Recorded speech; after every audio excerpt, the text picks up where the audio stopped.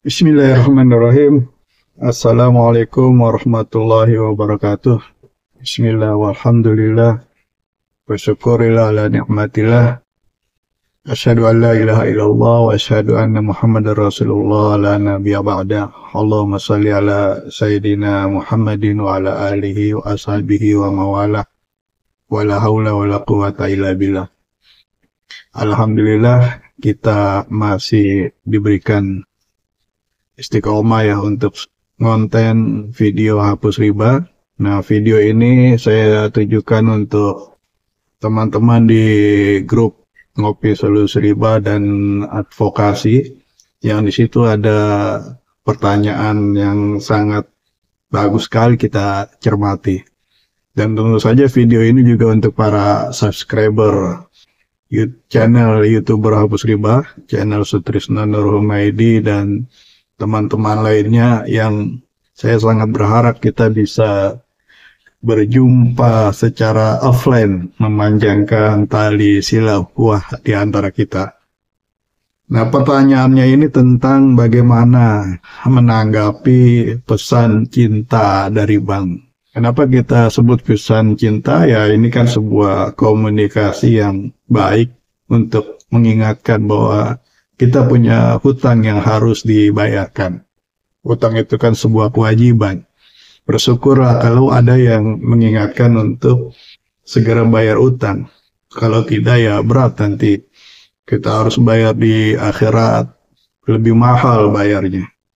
Maka kita sebut saja ini pesan cinta supaya kita tanggapi dengan senang hati, tidak ada rasa panik, dan bersemangat. Begitu pesan cinta ini masuk, anggap itu sebagai sebuah tanda bahwa proses penyelesaian utang riba itu segera dimulai.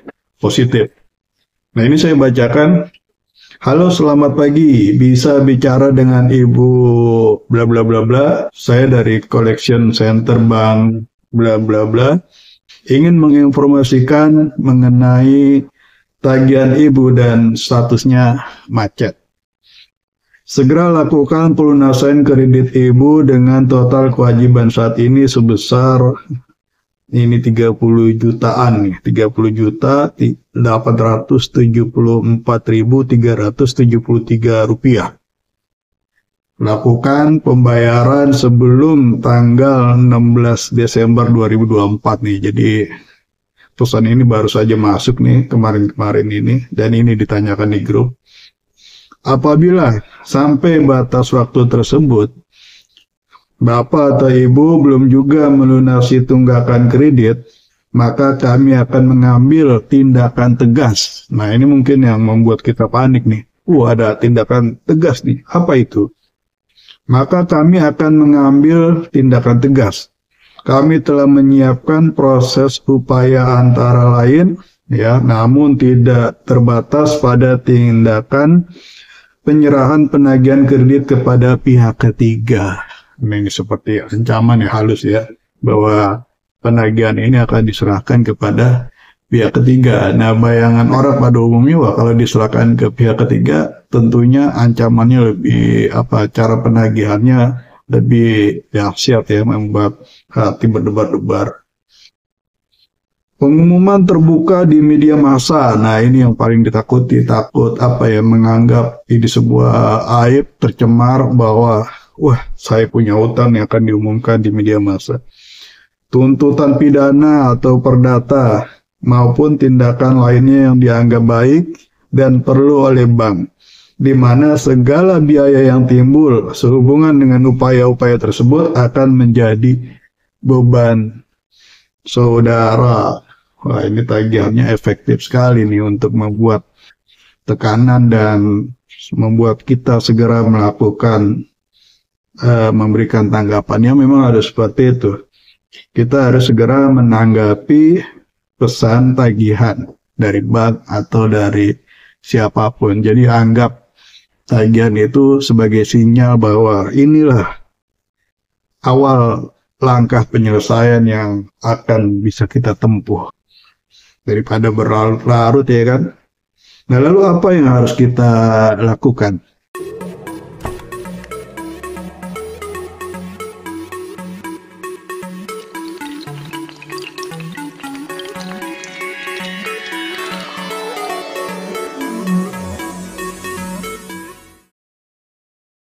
pesan cinta itu harus kita segera tanggapi. Pesan dari bank, tagihan dari bank itu harus segera kita tanggapi, tidak bisa kita abaikan. Kalau kita abaikan, nanti pihak penagih akan menduga-duga dan akan nagih kemana-mana. Ini yang bikin repot. Jadi harus segera kita tanggapi. Lah kan uangnya belum ada, Pak. Bagaimana kita nanggapi? Ya menanggapi kan tidak harus langsung bayar.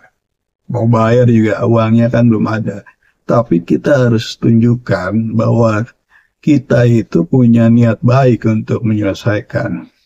Dan salah satu tanda bahwa kita punya niat baik adalah kita aktif, ya. Bahkan sebelum, harusnya jangan sampai bank menagih baru kita berkomunikasi.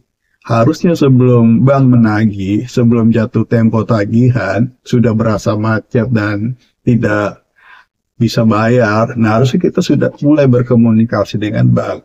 Tapi baiklah, ini sudah terlanjur, ya, anggaplah ini kondisi yang sesuai dengan pertanyaan tadi, pembayaran macet, lalu bank memberikan pesan tagihan, harus segera dibayar.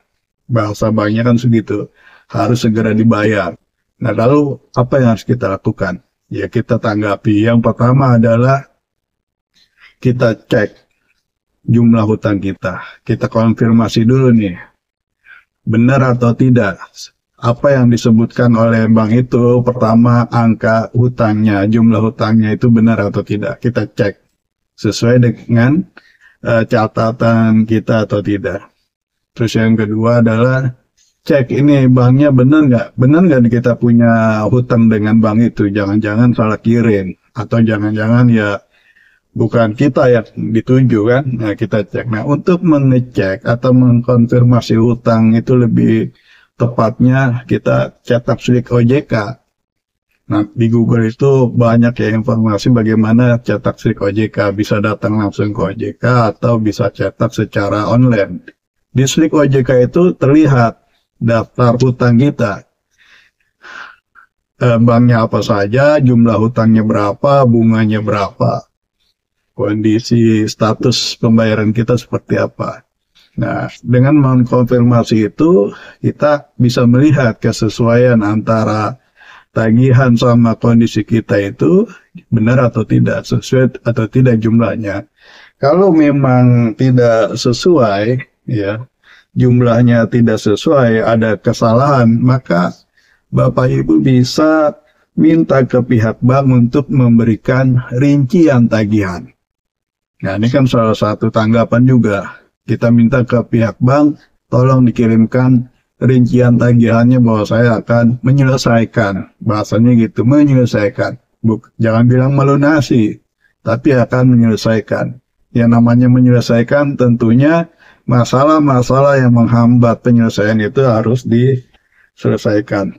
Ya, jadi cek kembali jumlah hutang, kemudian apabila ada kekeliruan, ya minta bank untuk mengirimkan atau memberikan rincian tagihan yang lengkap. Itu termasuk sisa hutang pokoknya berapa, kemudian rincian bunga, denda, dan biaya-biaya lainnya. Kemudian yang perlu Bapak Ibu lakukan juga adalah, karena ini sudah mulai langkah penyelesaian, yang mungkin kita akan melakukan negosiasi, kumpulkan semua dokumen-dokumen terkait dengan akad perjanjian. Dan jangan-jangan akad perjanjiannya Bapak tidak pegang, Ibu tidak pegang. Nah, kumpulkan termasuk salinan dari akad perjanjian. Nanti harus kita pelajari kembali. Ini perjanjian seperti apa. Dan baiknya ini dibuat kronologinya. Kenapa terjadi kemacetan? Kenapa terjadi gagal bayar? Kenapa yang tadinya lancar kok tiba-tiba tidak bisa bayar? Nah ini dibuat kronologinya dari awal sampai akhir biar nanti ini bisa dijadikan bahan-bahan untuk negosiasi. Dan tentunya kan Bapak Ibu membutuhkan pendampingan dari pihak lain.